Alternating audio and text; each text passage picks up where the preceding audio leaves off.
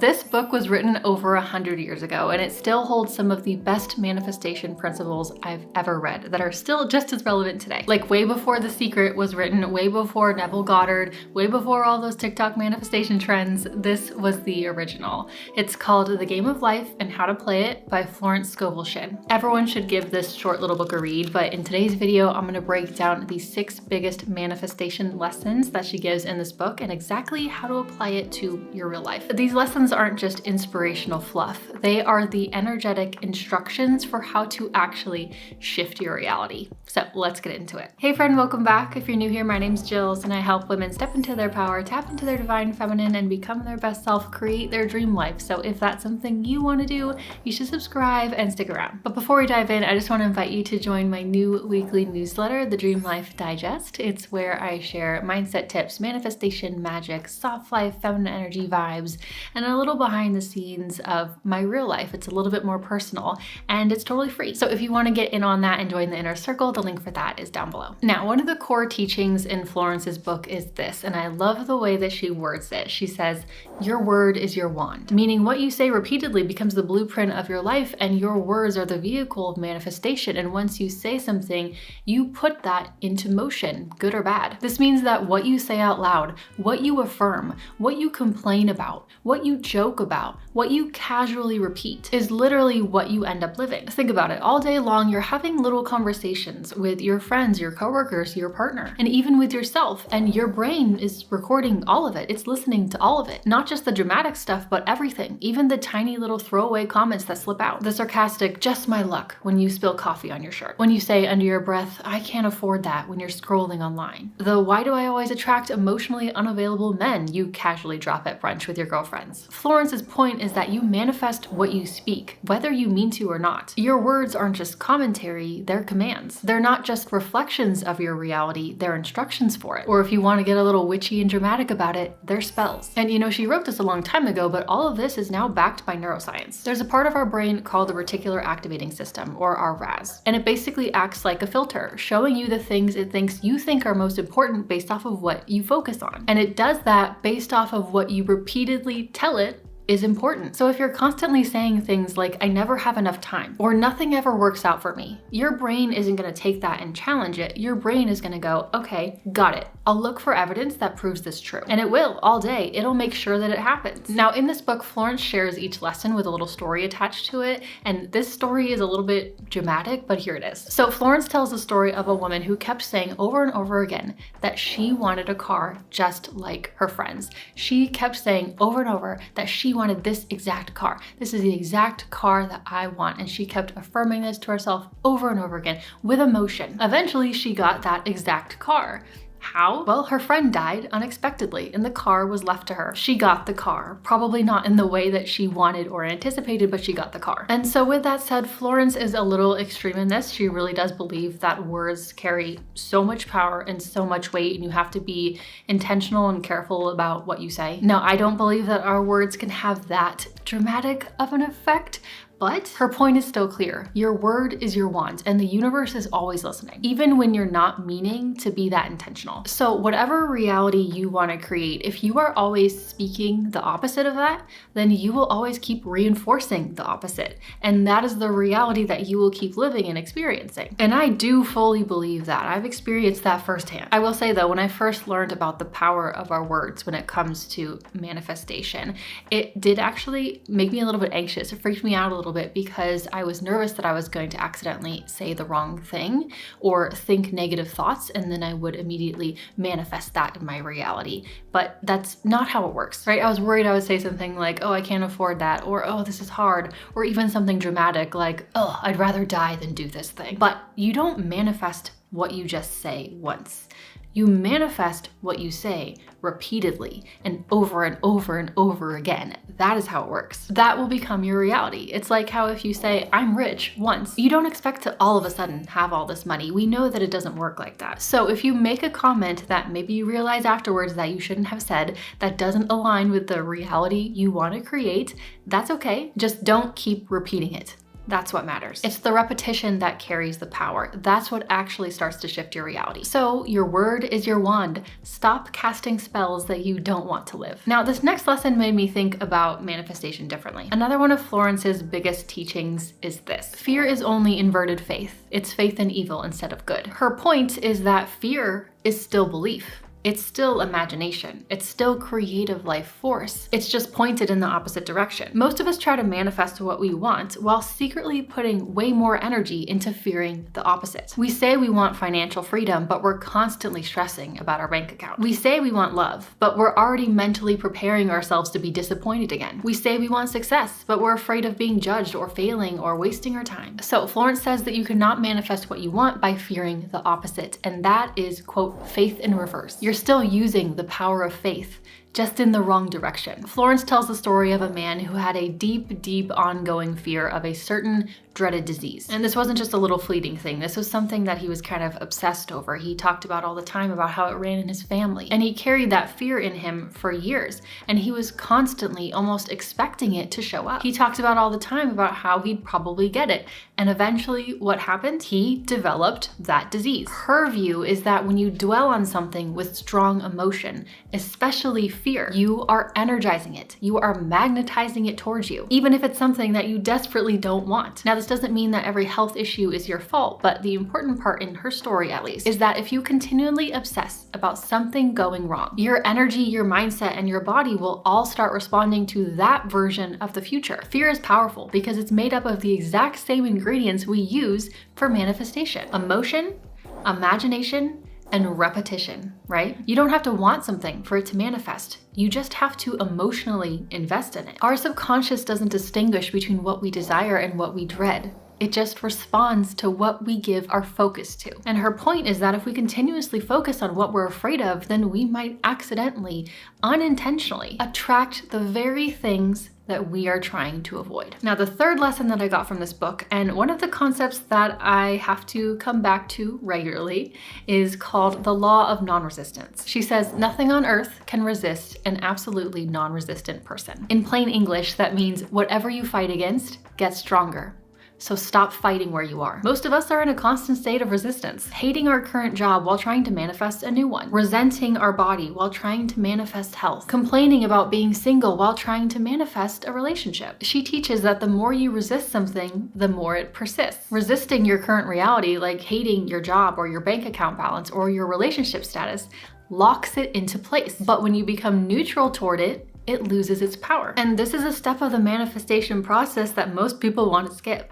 Acceptance. Not giving up, not pretending everything is perfect, but accepting where you are right now without resistance. Florence tells the story of a woman who came to her who was completely miserable about her job. She didn't just dislike it, she hated it, and she was actively resisting it. She was complaining about it all the time. It was all she ever talked about, and not surprisingly, she wanted to manifest a new, better job. She was doing all the right manifestation things on the surface, right? Visualizing and trying to speak it into existence, you know, all the things, but energetically, she was still fighting where she was now. And so Florence believed that this energy of resistance, of her fighting her present moment, was the very thing that was causing her to stay stuck in it. Because when you hate something, you stay entangled with it. So Florence told her something that probably felt really counterintuitive at the time. Stop fighting the job and start blessing the job. She told her to speak kindly about her current job, find the things that you can appreciate, and affirm that it's just temporary, and to shift your thinking from, oh my God, I hate this, to something more neutral, like this is where I am right now,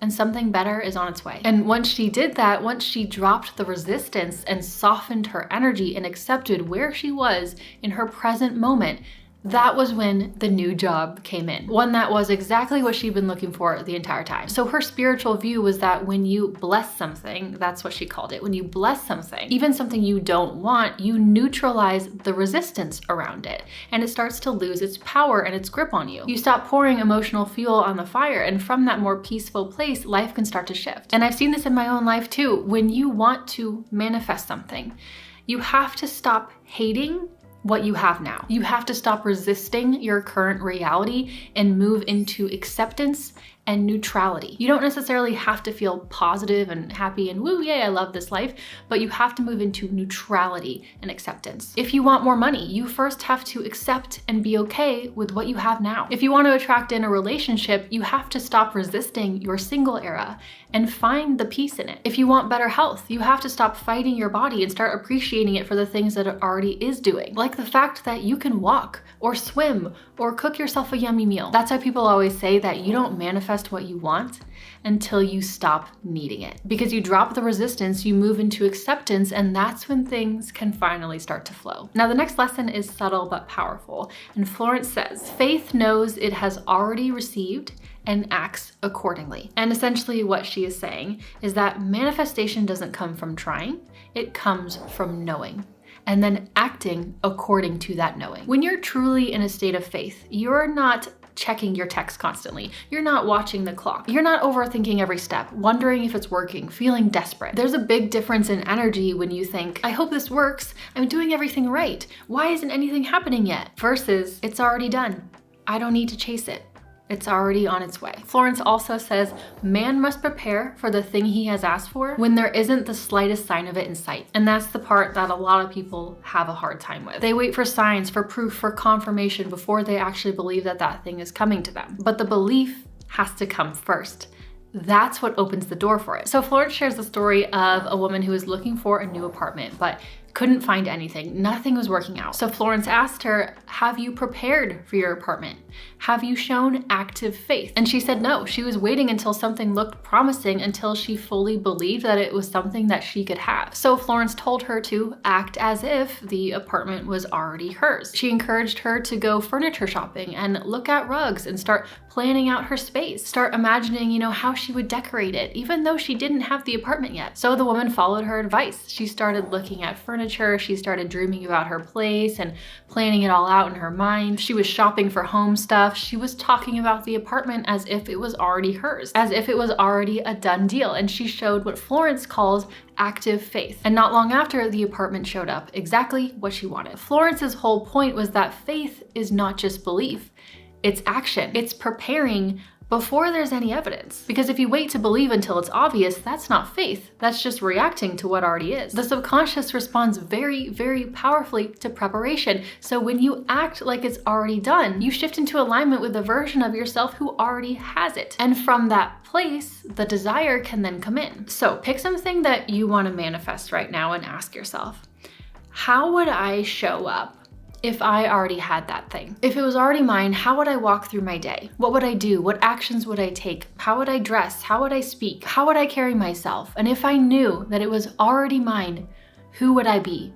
And be that. So don't just try, know, and have active faith. Now, this next manifestation lesson is not something that you might think would go in a manifestation video, but Florence was very clear. You cannot receive your good while holding resentment. She calls it the law of forgiveness, and without it, your manifestations get blocked. You can be doing all the things, visualizing, journaling, affirming to yourself, yada, yada, yada. But if you're still carrying resentment, especially towards someone from your past or a past version of yourself, it creates this energetic congestion and it blocks your receiving. Florence tells a story about when she was working with a woman who was trying to manifest more money, and she was doing all of the right things. She was all in, she was trying, but nothing was happening. Nothing was shifting financially, and she could not figure out why. So Florence asked her something a little random. Is there anyone you haven't forgiven? And the girl was like, you know what? Yeah. There was someone who had borrowed a lot of money from her in the past and never paid her back, and she was still feeling bitter and resentful about it. It wasn't front of mind all the time. It wasn't something that she was constantly thinking about, but that emotional charge was still there. So Florence told her straight up, you must forgive him, send him love and blessing, and mentally wipe the debt clean. And this wasn't about excusing the behavior or pretending like it didn't happen. It was about cutting the energetic cord that kept her tied to her past. So the woman did it. She practiced forgiveness. She let go of her emotional attachment to it. And shortly after, money started flowing in. Florence saw unforgiveness as emotional clutter. And if you are still holding on to everything from the past, then there was just no space for you to receive something new and good. For example, you're trying to call in an amazing new relationship, but you're still bitter about your ex who treated you like crap. Or you're still holding on to resentment about the guy who ghosted you almost 2 years ago. Or you're trying to manifest more money, but you're still mad at your past self for racking up all that debt. Or you secretly resent your parents because they didn't teach you anything about finances. Or you're trying to heal and manifest wellness, but you're still frustrated and bitter about the fact that your body broke down in the first place. These little resentments, they might not seem like much, but to her, they are emotional congestion and they are blocking your receiving. They sneakily keep you tied to your past. So let go, move on, forgive, because all it's doing is blocking you. And lastly, Florence has this beautiful line in her book: there is no loss in divine mind. And to be honest, I had no idea what she was saying when I first read it, but what she means is that in the bigger picture, nothing is ever truly lost. What is meant for you in the divine plan, in the divine mind,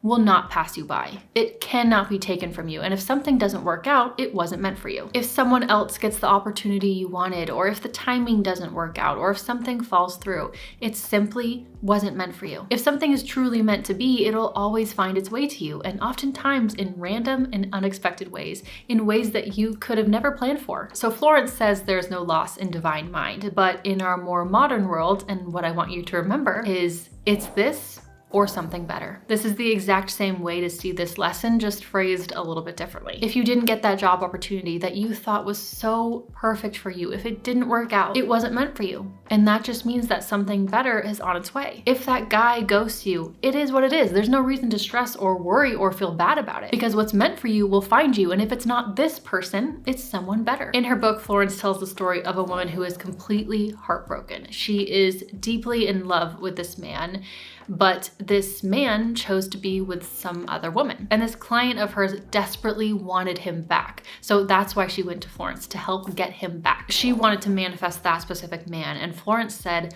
don't let go, don't force it, don't try to manifest him. Instead, she told her to say, I let go of the situation. I welcome the right man, the one who is divinely selected for me. And so she released it. She stopped fixating on him. She trusted that what was meant for her would come. And not long after that, the man who she was originally fixated with, who she was deeply in love with, came crawling back to her on his own free will without any force or manipulation. She didn't have to do anything. She wasn't even trying to manifest this same guy back into her life. But love found her. This man came back to her, not because she was trying to get him back, but because he was meant to. So that's the takeaway here. If it's meant for you, it won't miss you. You don't have to force it. You don't have to chase. You just have to trust that letting go isn't losing, it's making space. So remember what Florence said, there is no loss in divine mind, or in modern terms, it's this or something better. So Florence wrote this in the 1920s, but all of these manifestation principles are timeless. And I highly recommend that you guys pick up this book.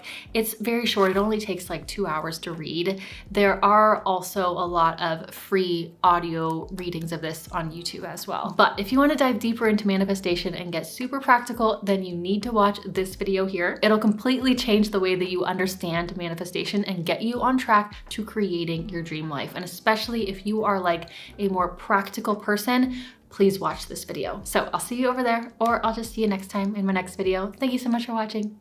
Bye.